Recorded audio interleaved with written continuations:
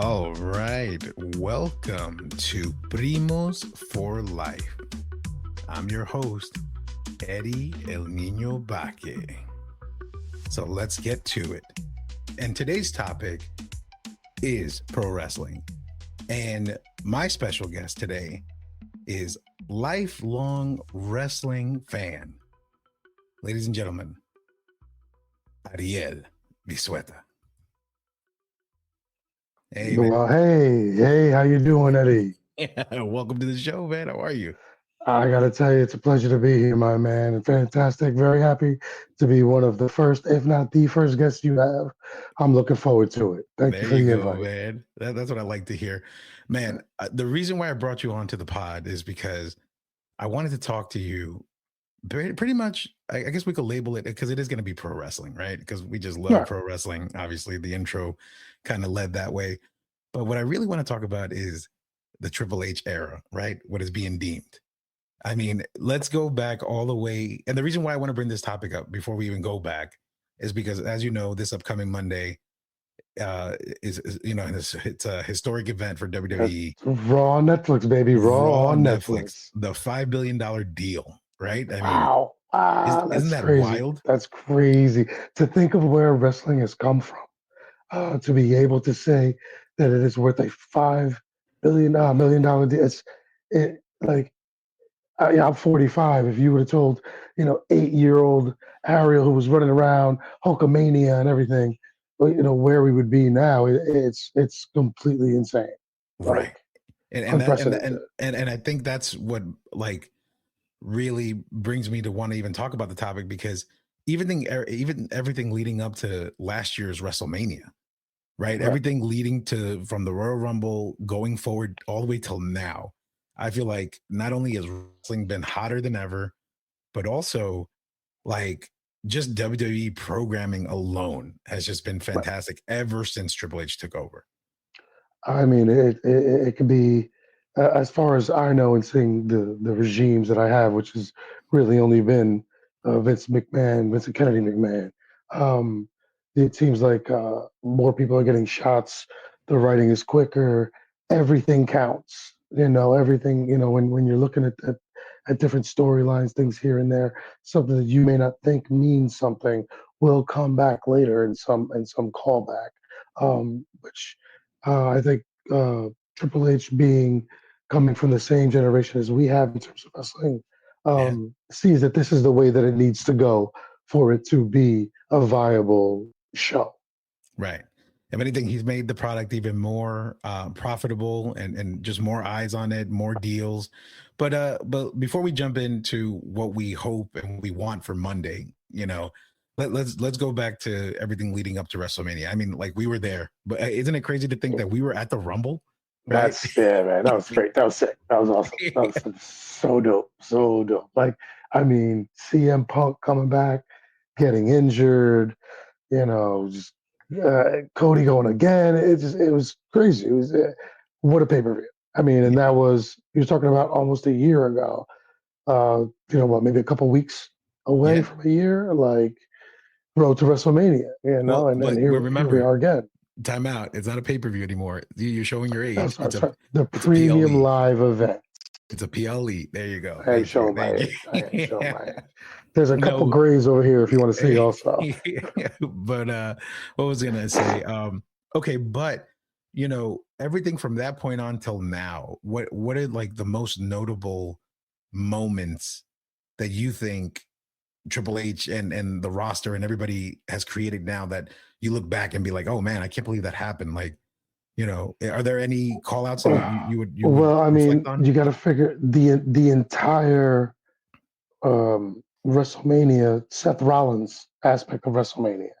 The fact that he came out and at one point said to Cody Rhodes, "I'll be your shield," Mm, and then boom, the Shield music hits, and then boom, Cody's getting ready to stand up. Rollins is ready to stand up. Reigns has the chair, and he goes after Rollins. yeah, I think once again a callback to everything counts. I'll be your shield. I think that was beautifully executed yeah, and wonderfully written as just one. I think in terms of some of the runs that some of these stars have had, um, great. Gunther has been Yeah. extremely impressive, extremely impressive. They're learning how to use him more in Mhm. terms of putting him on the mic and things like that. So Hunter's definitely uh, hitting key points and accentuating better aspects and more skills from his guys. It seems. Yeah, yeah, yeah. I think the one thing that I'm looking forward to the most going into this Netflix era now is I'm pretty sure you recall this time in wrestling history, but I think there was a time where the roster was like fully stacked and everybody was like a main star. And I think in 1 year or like in like a 2 years time frames, there was a switch of belt holders from like The Rock to Brock Lesnar to Kurt Angle to Taker to Eddie Guerrero. You know what I mean? Like, and Yeah. it almost feels like we're heading in that direction, not necessarily with the heavyweight championships, but with the mid card titles and things like that. Like, it almost feels like, we're gonna have switches come more often to kind of build prestige on these titles, but then also more or less like give exposure to these like new superstars. Like, do you think that's where Well, we're going?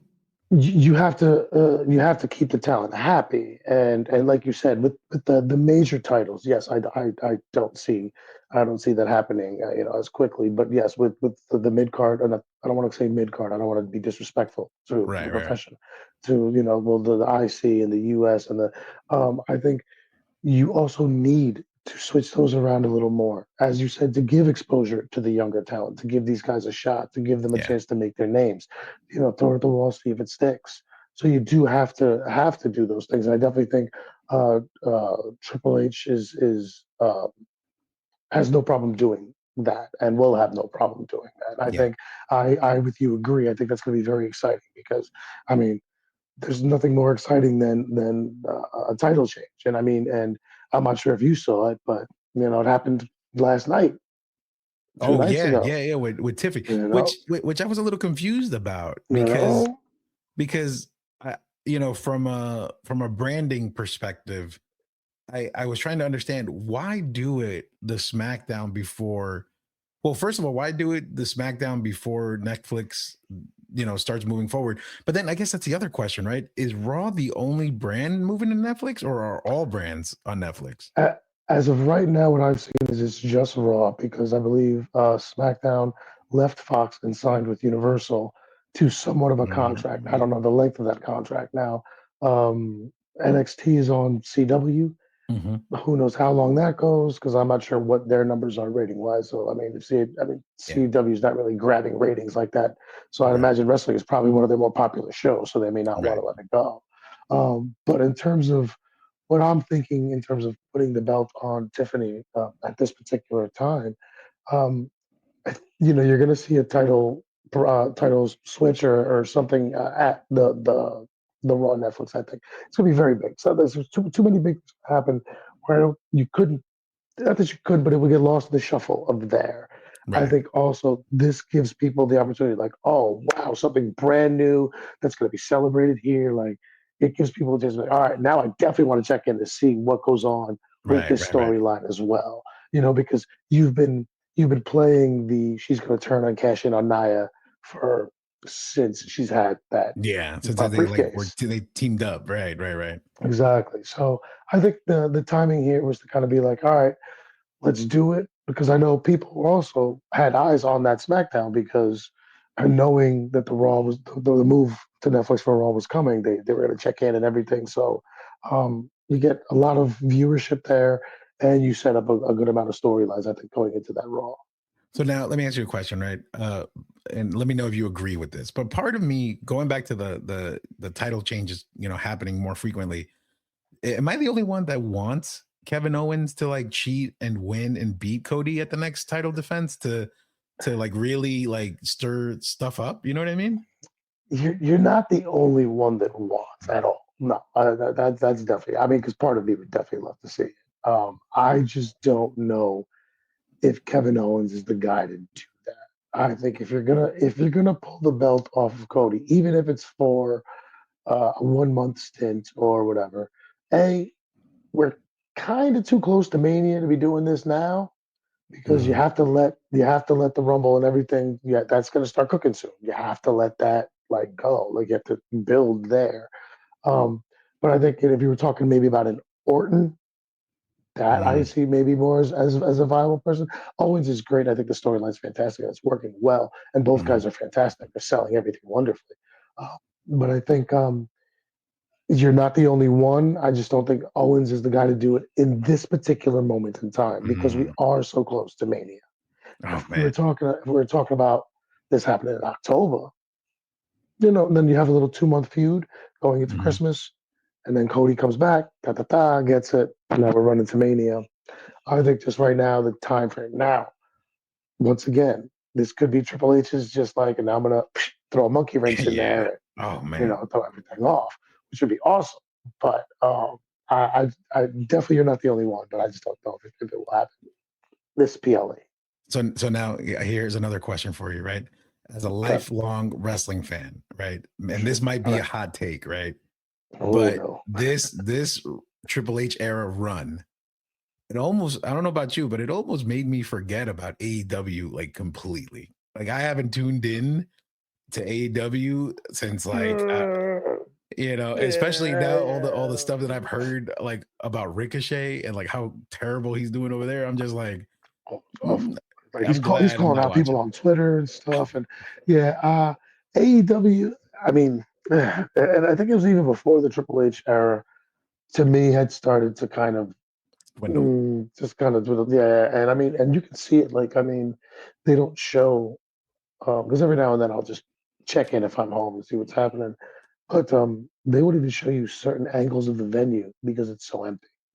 Oh, Like the ticket sales are not what they were. So Tony Khan is keeping it afloat because he's a billionaire. So I yeah, mean, other than that, there's really no reason. But I definitely not a hot take. I would like to be interested in AEW more, but I think there's so much in WWE that it doesn't pull my attention enough, except with the exception of a few superstars or not superstars, a few stars yeah, who I follow and who I like, who I'm very anxious to see come over, because I don't know if you saw on the last, I want to say it was Raw, they had the drawing for the Penta and Cero Miedo right. mask. Hmm. So stuff like so. I Yeah, think also is some of the bigger talent there is starting to get a little like, okay, like let's it's not what it was, and yeah, you're not wrong, and it's not, and it is a hot thing because pro wrestling fans want it to be what it was, but it's not right. anymore. To be honest with you, I think ultimately, like, I'm not saying that Cody was a main factor, but it's almost like after he left, it kind of just started to slowly decline because even Mhm. though MJF, who's a fantastic talent, Great. kept it afloat, with his storyline with Adam Cole and stuff. I think that was around the Mhm. time that I just stopped because I was just That like, okay, when that's they over. became friends and da da da, And I'm and like, and then and then a little bit more curiosity maybe popped in when Will Ospreay came along because he's another right, fantastic talent. But then after amazing, that, of course. like I tuned in and I was like, what the heck is the Chris Jericho learning tree gimmick? And who are these people? Right, exactly. So all right, enough bashing of AEW. Obviously, we are Oh, WWE's. no disrespect to Yeah, no, AEW. Just no, because you're just not holding our attention right now. Sorry, because sorry. no, and I agree with that because best believe if we had the ability to pull those talents over back, or over to WWE, it'd be, yeah, we all be psyched Absolutely, about that. But okay, absolutely. so now leading up to Raw, right? Okay, Okay. so All now right. obviously we hear rumors, we hear like fantasy booking. What is, first of all, what is the one or two things that you want to see this upcoming Raw, and then let's talk about like where do you think Mania is going to end up? Like, you know what I mean? Because I feel like because okay, so real quick, right before you jump in, because my thing is this, right? I mean, it's publicly known that Cena is going to go on his farewell tour, and he's going to have the spotlight somehow at WrestleMania when he retires, right? So either Right. he's going to win the belt, and lose it at the end of the year, and we have a farewell because it's a full year, right? I believe he's full time for the year, right? Yeah, he said for 1 year. Yep. Right. So I'm like, okay, or like, is it a situation where we have a special event night one? Because that's the other thing too. I forget the Mania is 2 nights. So like, do we have a situation where Cena gets his moment like night two? Because I feel like that's the cherry on top of the end of the whole event. But then we get like, you know, the tribal chief versus the high chief on night one, which is Rock and Roman. You know what I mean? Like, Rock and Roman, so right? so like what do you want to see Monday, and what do you think it leads Man, to Mania? well, see the wild card in all this is the favor that Heyman owes CM Punk, Like, yeah, because that favor that could change anything. And also, once again, who wins the Rumble? Because if you have, let's say, you have Cena win the Rumble, he's not going against Cody, so you're going to put him up against Gunther. So something like that. I kind of would like to see something like that work out, because as much as I like Gunther, um, you have to do something with Cena in his last year, and you can't just keep going the Cena tour without at least giving him maybe the IC belt or something, maybe so along those you don't think lines. he breaks the record in his I would. run? I want it to. I want it to, and I hope that he does. But it's not going to be against Cody. Is that gonna be I know Gunther? that. It's gonna be Cody? No, it's not going to be against Cody. It's going to be Gunther. If it's going to Oh do it, it's yeah, going yeah. to be Gunther. It's going to be Gunther. Um, so for this Raw, Chief first Chief, Reigns takes out Solo probably. Um, we have like the Women's Intercontinental Championship Mhm. um, coming up. Drew McIntyre versus I'm forgetting Jay Um, Uso. Jey Uso, yeah. Main event Jay Uso. And we Who got we got Punk and Rollins too. I mean, uh, it's this is essentially just a PLE. It's a PLE just to start the year. Um, we're gonna get 4 or 5 PLEs, because aren't they doing another Saturday's night main event in Right. the end There of is the another month? one coming. Mhm. So in the next 2 3 months, we're saturated with soul. It's gonna be a lot. So from what happens this Raw to what's going to happen at Mania, man, that's gonna take so many curves and twists and turns, Man. because you have so many of these PLEs coming up, and you have these big shows, and once they get over to Netflix, they're going to want to keep the eyes. They're going to do big things early on, things along those lines. So kind of a cop out to not answer the question, but kind of answer the question. Um, I I well, there's nothing in particular that I'm looking to see storyline. I just want to see where they go with it, because that's the one thing that I think Triple H has also done, is people are no longer looking for the finality of what it is. Like, they're enjoying the ride, Oh because yeah. they're being taken on a great one. The Mhm. writing has been fantastic, and the way everything's going has been great. I mean, who would have thought that one of the biggest feuds of the year would be over a friendship bracelet with a dog's Yeah. name on Right it? about that. Like, Yeah. I mean, like, that was huge. That was three matches that they had, and months of that, and it was great. I mean, um, but I think I just want to see kind of where the storylines go, and what they plan to build on, um, roster wise, because I know that they're gonna have to make a move pretty soon with who's on Raw and who's on SmackDown, to see if they kind of give you any leeway there. And then, like I said Yeah. before, I'm hoping that this is where they bring in Penta, because I would like to see Penta come over and see if he can get a decent shot at WWE. Um, but match wise, of all the ones that I've seen, I mean, yeah, it's Punk and it's Punk and Rollins. I mean, Rollins is very, very quietly this year been, without having a belt on him, a very huge part of a very, very big member in carrying this movement forward. So I think Yeah. that's the match I'm probably looking forward to the most. And then, just like I said, just enjoying whatever ride Hunter wants to put me on. Because that's Man. the thing. As soon And as I so sit down Monday, I'm clocking out and yeah. I'm in wrestling mode. And just, you have me for 3 hours and change, Hunter. Whatever you want to do, I'm with you. Let's roll. Right. Let's go. Oh man. So you know what? So just hearing you talk just gets me excited about, the level that wrestling has gotten back to, right? Because, I was just I, you know, I, I'm I'm a big wrestling podcast guy. I listen to a lot of like Chris Van Vliet and Not Sam podcast. Shout outs to Love them. not Sam. Yeah, My and one podcast thing tribal chief. that they I acknowledge it. I love you solo. No, but good.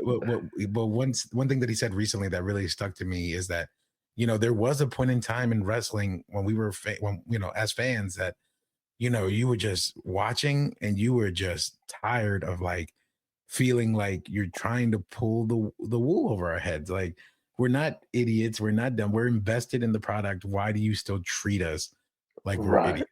And I Right. feel like something that you said that is really true now is like now it's just what makes it so exciting again is we're on for a ride. I mean, you know it's good when I'm watching, everything leading up after the Rumble from last year and I'm watching Mhm. SmackDown and my wife is in the background is like, wait, what happened to Cody? What happened to Roman? And then ultimately having her watch night 1 and 2 with me at home and like seeing my genuine reaction when The Rock came out and Cena came out and Taker came out and like, oh man, like I could have gone viral with like, my 35-year-old husband, Oh, like acting like a child, so um oh man, it's fantastic. Now, speaking of storyline, something else that you said that I want to roll, kind of rewind back. Storylines. I feel like this is also the first time in a long time where 90% of the storylines that are happening in WWE we're all following, right? It's yeah. like there was a time where it was like one storyline was good, maybe two, and the rest were like, all right, whatever. These are just fillers, just 3 hour show, killing time. But I feel like now like every single storyline it means something. And Yep. rolling back to the Jade Cargill Bianca situation, right? That's right. Now Right. a lot of Right. people are saying Naomi was the one that took out Jade to get that spot, but To I get the kind of championship, right? but I'm kind of hoping it's like a Triple H Shawn Michaels deal, like back in the day where remember Shawn got attacked and we didn't know who the Mhm. attacker was, and it was revealed that it was Triple H. And I kind of want that now. You know what I mean? Like I want To be, Bianca well, to be the one to like really be the one to injure her and then set that up for Mania. What do you think? right. Well, it's an interesting turn there, of course, because it's like at that point, Bianca, you had to split these two up at some point. You Mhm. have to. And I think what you're saying, I love because no one's thinking Bianca healed her Mm. at Mhm. all. Because Yeah. Bianca's always been such a great face and such, like Mhm. fantastic at it. She's always got the crowd behind her. So I like where you're going. I think that's a genius call, honestly. I hadn't really given that much thought at all. But I think, but and once again, it's a possibility because now there's no more. It seems like with Triple H that there's not as many constrictions in terms of how to write, how to tell a story. Now he's giving the opportunity to go off the ledge a little bit more and do more things like this. So I think that's a great call, and I think yeah, storyline wise, it makes complete sense, and yeah, along for the ride is where I'd love to be on that one. That'd be fantastic. Yeah, man. I think that's, I how social media always puts up these like fantasy bookings and it almost feels like these are the ones that stuck out to me, right? Obviously, Rock and Roman, over the tribal chief, high chief situation, and then Right. the Cena.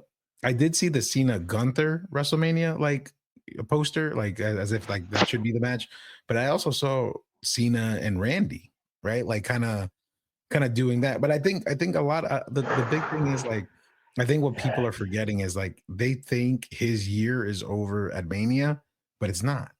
So you No. need to space it out for storytelling. Like he's not gonna beat Orton or anybody for the championship, or maybe he will at Mania and then it's over. Like, no, he has to Right. continue. And then maybe, Cena strikes me as like the honorable kind of dude where traditionally he would want to lose leaving. Right. You know what I mean? He'll pass the torch. He'll pass the torch. Right. So, Well, but I mean, but at that point, then who? At the end of the year, who did like a Braun Breaker? Like who deserves that? You know?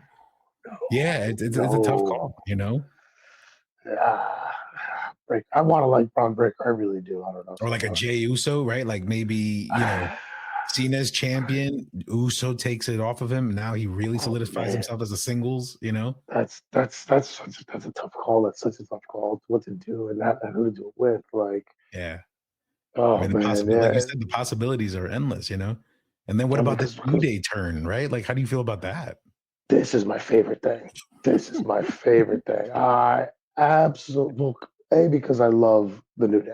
I've Yeah. always loved the New Day. I had the Booty-O shirt, the Kofi when he won the belt. We were at that Mania. I Yeah, bought the we were. championship shirt Oh my gosh, at that's that right. Mania. I bought the who's the champ. I had that one. I bought the cereal box of it. Loved it, and I love the fact that these guys can't even get a word out without being booed out of the Yeah. building. Great storytelling, great writing, perfect turn on E. Like I am a big fan of this New Day turn because I mean, as much as they're great, Xavier Woods and Kofi Kingston, you start to get a little stale after a while. I Mhm. think this just helps push them back to the forefront and is showcasing them just in a much broader light, and will keep them going for a lot longer. But I love this turn. I think it was great timing, fantastically done, and hats off to Karrion Cross, the starting for starting this whole thing Yeah. and putting the thing in Xavier's head, and now it's great, it's And fantastic. he's really underutilized and like underrated. That guy needs to be doing Yeah, more, you know? Karrion Cross. I like Karrion Cross. Yeah, He's for sure. He got the look. He's a big dude. Like he definitely, believe it or not, I felt like his match was enjoyable at Mania because wasn't that the one that Snoop Dogg was commentating on? no. And Snoop Dogg was hysterical during that match, man. Now wait, isn't this wasn't that the one where like someone got hurt or missed something, and then Snoop had to like improvise or something. I'm trying to remember. There was something. There was something there. I'm trying to remember. Like Snoop did something like And you I could tell forget. I that forget. Snoop was on something because they started pulling out the tables, and he's like, "Dang, that's a big table. What is this? A family picnic?" Like I was like rolling, bro. It was just he was so funny. But Uh, oh man. So now speaking of factions and stuff, the Judgment Day. Do we like Judgment Day 2.0 or are we kind of over it? Do we miss the OG ones with our truth? I mean, like, how do we feel about the new uh, Judgment Day? I mean, I miss the old Judgment. I like the old. Yeah, This new Judgment Day is because I think also like you don't. It's not really necessary because you can do Liv and Dom on their own. Carlitos, I mean, he's just he's extra cool there no matter where anyway. he's at. Yeah, he just doesn't seem like he's just like kind of along for the ride there. So I think it's about time to do something more with them. Maybe now is where you start doing the little problem with Finn and Dominic over Liv Morgan because he took the room key or whatever. Mm. Once again, because all the little things matter. Um, so I'm still old school 1 point Judgment Day, especially with when Truth, because that was some of the funniest TV I've ever seen. Bro, Was I think my favorite bit of that our truth run was uh, Tom and Nick Tom Mysterio. and Nick. Tom and Nick. Hey, have you seen Nick? I can't find him on Facebook. I Like, can't it's find him. it's one of the best lines to this day. I'm Oh like my still god. rolling over that. That's so Oh, good. that our Truth Judgment Day thing was gold. It was Yeah, gold. Every time it was on the TV, I couldn't turn away. yeah, Just man. couldn't. Now let's run it back a few months ago with Andrade and Carmelo Hayes. Remember they had like a 7 for 7. Like, What a what did you think feud. about that? What a That- feud. What a feud. I yeah, think these are two underutilized guys who got some time, and I think they showcased them well. I'm a big fan of both of these guys. I like both of them a lot. And I think what a series. Like it was pound for pound some of the best technical wrestling, high fly wrestling, like quick shots, like everything. Um, so I like I said, big fans of both these guys. I love them immensely. I think the storyline was done well. give them a bunch of matches and just have them keep working on each other. They work off each other really, really well. Their pace, their timing, their quickness, all of it just kind of just melts. Uh, Great matches, great everything. So I'm a big fan of that, and I'm gonna just give that a 5 out of 5 in terms of Oof. feuds. Yeah, And yeah, yeah, because I thought, I mean, you're gonna get 7 matches like that, and every match was a bang. yeah, And half of them get lost because they're on just a regular episode of SmackDown. yeah, yeah, But yeah. for that episode of SmackDown, that was the match of the night, Hmm. hands down. Yeah, yeah. So personally, that's but once again, Yeah, personal, no, hey, and personal. and this is That's why me, I enjoy talking, about these because to be honest with you, I felt like when Carmelo first came to the main roster, it's almost like he had a rough start, right? I don't know if you Yeah. noticed, but like his first couple of matches, like he missed a couple of moves, and Well, I was about to say, wasn't there like a problem where him and Austin Theory had like a bad fall off a turnbuckle right, right. and almost injured their necks or something like that? I remember something. Right. And then I feel like that Yeah, feud really kind of like leveled them to like showcase like, oh yeah, like he's a professional, he's a serious contender. But then right. oh man, I think here's my biggest beef about wrestling in general, right? Like, you have such tremendous stars. And this is actually like originally my excitement, but then my beef with AEW. I know we're circling back to that, but in regards to talent, right? Like my beef was like, okay, WWE was, overstaffed and they had too much talent that they didn't know how to use.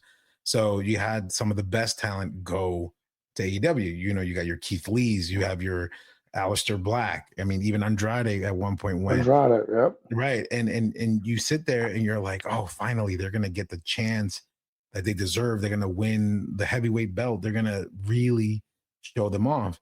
And then what was really aggravating was that, instead of putting, Alistair Black or Andrade in the heavyweight picture, you put Christian there. You know what I mean? Or you put Jericho there. You put somebody yeah. that, hey, even when This Edge is came back, established already enough that right. they don't need a belt to be a draw anymore. Right, It's right. unnecessary. Yeah, And then yeah, that's ultimately where it's like, okay, so you're no different than what WWE was doing back then. But right. then now it almost feels like this transitional period where Vince was heading out for obvious reasons and Triple H took over, and it's almost like things have flipped. And then what really kind of solidified that for me was once Punk left AEW, I heard a lot of his like interviews and about how WWE is like an established machine. They have things ready to roll when it comes to injuries, surgeries, trainings, publicity, Right. all this stuff.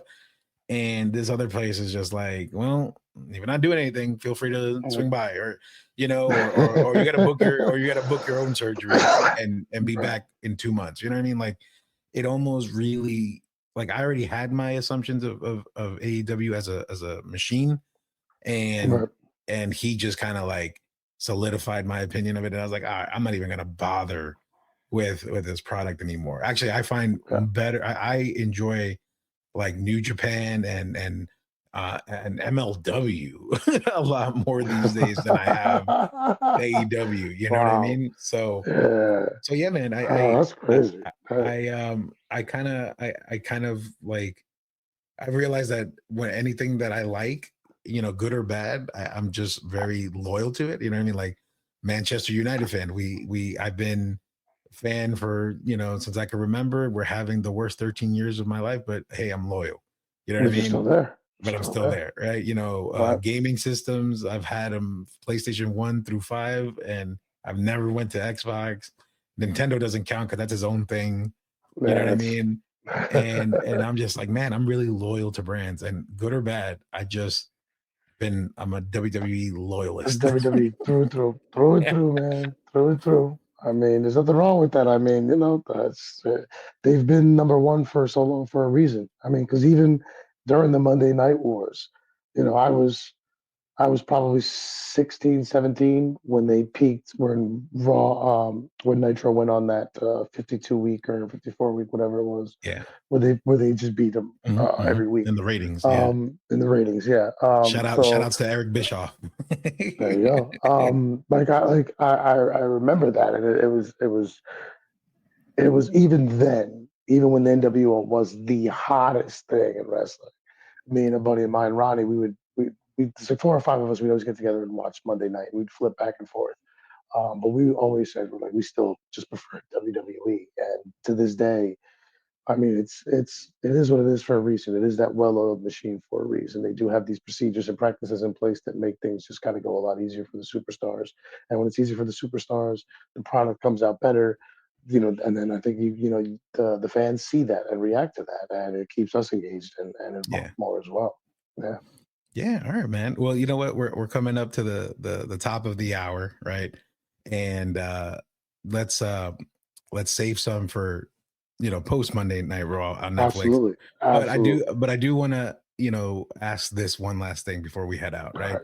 All right. Go ahead. But since you brought it back, do you recall the age, the show, the match that got you into wrestling? Like, do you? Because I can tell you exactly what show, what match it was for me that I was like, I'm hooked. I'm gonna start watching Monday going forward. Well, so for me, it's not a moment that I can place or a match in particular that I can place. I was, man, 4 years old. Mm-hmm. And I Four. remember every Saturday we would go to visit my grandmother, my grandfather in the Bronx, and my abuelito would put on Lucha Libre. And Mm-hmm. I remember sitting there with him and my brother and just watching wrestling. And that just always came. So when WWE came out, I was like, wrestling, I know this. I've watched this. I love this. And so for me, I can't pull it back to one specific match or event or anything like that. As much, and I mean, it's a sappy answer, but it's watching it with my grandfather and my brother, and then just like since then, it's just always been in my head, and I just always loved watching it. Now, great matches from back in the day. Ricky Steamboat catching the belt to the throat from Macho Man Randy Savage at WrestleMania, awesome. Things like that. But for me, it was just being a young kid and seeing it and running it and playing it and just growing up with it. So yeah, kind of Wow. a sappy answer, but that's where it was for me. Okay, Yeah, I'll take the yeah, sappy answer. yeah. Sorry, man. For Sorry. no, no, no. For that, Hey, hey. what's yours? Because I'm sure your story is much better than Oh mine no, no, because it's you not have even. the match. It's not even like you know just a better. It's not a better story. It's Well, just it's yeah, just the most like I could just I guess I could remember it like if it was just yesterday. You know what I mean? right, right. And you remember back in the day, we had the old school cable boxes with the red double digit numbers, right? Yep. And we also had the little black box that allows you to have the pay-per-views. Yeah, Yeah, yeah. You right. gotta You have push to the press the reset little button. button. Okay. So I remember it was a weekend, I believe it was like a Saturday, and it was at night, and I'm flipping through the channels and I see wrestling. And I believe the pay-per-view was Bad Blood in Your House. And I remember it vividly because it was Sean versus Taker. But the thing that's like burned into my brain is the debut of Kane. When Kane came out at the end and ripped that door off the steel cage, That's right. the steel cage, the JR Yeah. classic. He ripped it through the steel Mhm. cage, and like to sell it. I was just like, who is this monster? And what is happening? Because the whole time Taker is like, stone faced, like ready, like, all this stuff. And then like he's already pale. He got even paler when he saw his brother Yeah, coming down. yeah, And yeah. he's just like, what's going on? No way. That can't be my brother. And I was just like, That's gotta whoa. be Kane. That's gotta be Kane. That's gotta be Kane. That's gotta Oh be Kane. God. so that was the moment that I was like, That's a great one, man. oh That's a great. my That's a God, great I gotta watch Monday. And then from one. that moment on, I got introduced to DX, to Stone Cold, to this was, I think that was the same like time frame where either The Rock just joined the Nation or he was already like, or I think he Yeah. already kicked Farouk out at that point, or like, but the Nation was still a thing at that point. And I was like, oh man. And I remember LOD, Legion of Doom was there. Yep. Oh Yep. man. And It's bro, a good time. It's a and good time to be a wrestling fan. yeah, man. And then man, so good. But brother, I appreciate you. This was Hey, fantastic. bro, thank If you for this is having me on, man. like for real, if this is how the conversation went today, I can't wait post Monday night Oh, so we wait, can talk about, bro, I what was wish happened I'm and what sitting really down happened. with a notebook. I'm taking a notebook and I'm just gonna start writing everything down. And we gonna cover it on Tuesday. Trust. Oh man. Well, thank you again. And to everyone Ah, else listening, thank you for taking the time. We love you. Have a wonderful night. thank y'all. Take Thank care. you, Eddie. Thank y'all, everybody. Have a good one. Be safe. Take care. Yeah.